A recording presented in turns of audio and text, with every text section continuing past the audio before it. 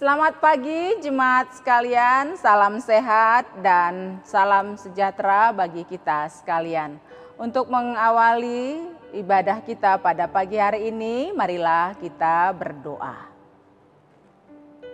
Terima kasih Bapa di sorga yang senantiasa menjaga dan menyeberangkan kami dari malam yang gelap hingga pagi yang indah ini.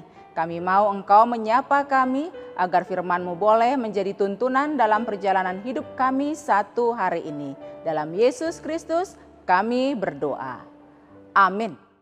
Firman Tuhan bagi kita pada hari ini tertulis dalam kitab Yehezkiel pasal 34 ayat 11. Sebab beginilah firman Tuhan Allah. Dengan sesungguhnya aku sendiri akan memperhatikan domba-dombaku dan akan mencarinya. Demikian firman Tuhan. Jemaat yang dikasihi Yesus Kristus, di suatu tempat ada seorang gembala yang mempunyai kawanan domba.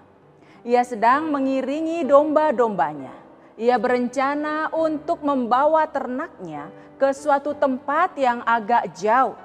Padang rumput yang subur di dekat aliran sungai. Sewaktu gembala itu sedang mengiringi domba-dombanya, salah satu domba melihat ada sebuah sungai yang dekat dan sangat menarik perhatiannya. Lalu ia mengambil inisiatif keluar dari barisannya.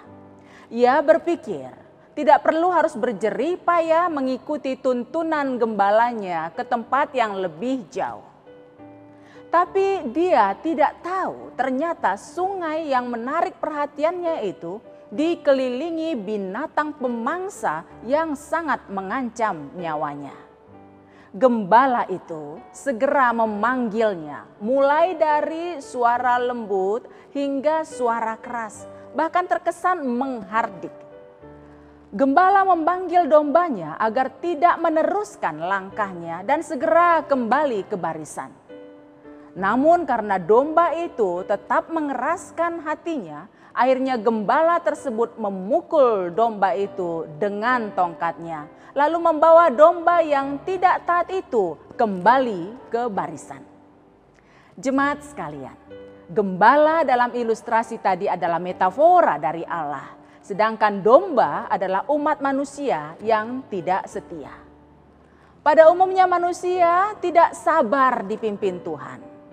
Tuhan dianggap tidak bertindak cepat sehingga manusia merasa ide atau pikirannya jauh lebih cepat dan tepat memberi solusi dalam kesulitannya.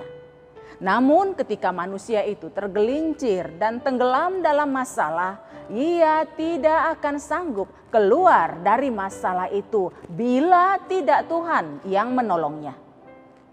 Saudara-saudariku, dalam tradisi Yahudi, gembala adalah metafora dari pemimpin. Budaya Yahudi mengenal 4 jenis pemimpin, yaitu pemimpin sekular, dalam hal ini pemerintah. Kedua, pemimpin rohani, yakni rohaniwan. Yang ketiga adalah pemimpin keluarga, yakni orang tua. Dan yang keempat, yakni diri kita sendiri.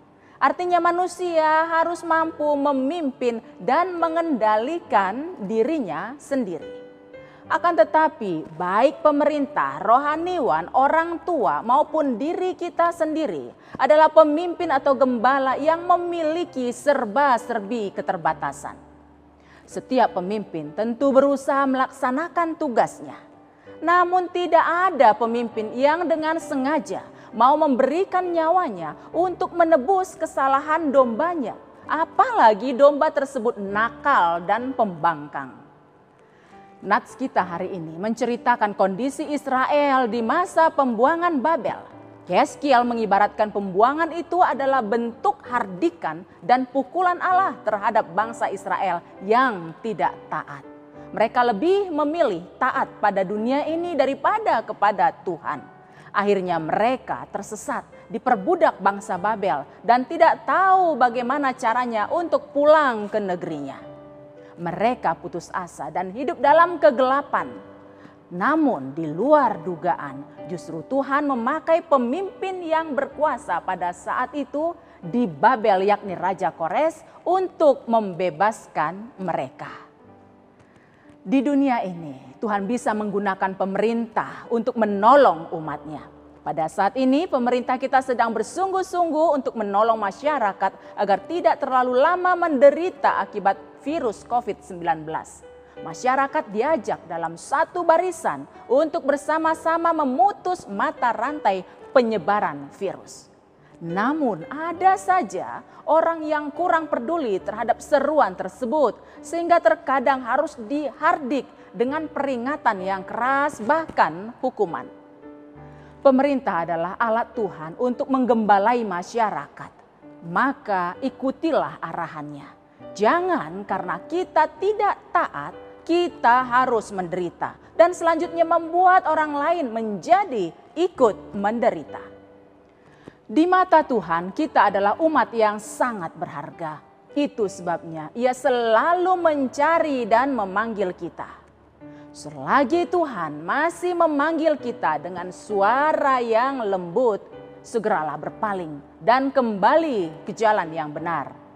Ia bisa memakai orang-orang di sekitar kita untuk mengingatkan bahwa sikap kita sudah salah.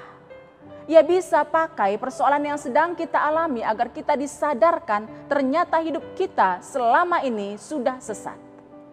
Jangan tunggu Tuhan menggunakan suara yang keras, apalagi menggunakan pukulan. Baru kita menyadari akan apa yang sudah kita perbuat. Maka lembutkanlah hatimu. Berhenti dari cara hidup yang tidak benar, berbaliklah kepada Tuhan sebab Ia merindukan kita. Tuhan ingin menyelamatkan kita. Amin, kita berdoa. Terima kasih Tuhan, karena walaupun kami adalah domba-domba-Mu yang sering tidak taat kepadamu, namun karena kasih-Mu Engkau senantiasa mencari dan memanggil kami. Bapa yang baik, inilah kami yang datang ke hadapan-Mu. Kami melembutkan hati kami agar Engkau senantiasa menuntun kami, memelihara dan menyelamatkan hidup kami. Terpujilah Engkau kekal sampai selama-lamanya. Amin. Gembalaku itu Tuhanku, membuat aku tentram hening, mengalir dalam sungai kasih-Ku. Kuasa damai cerlang bening.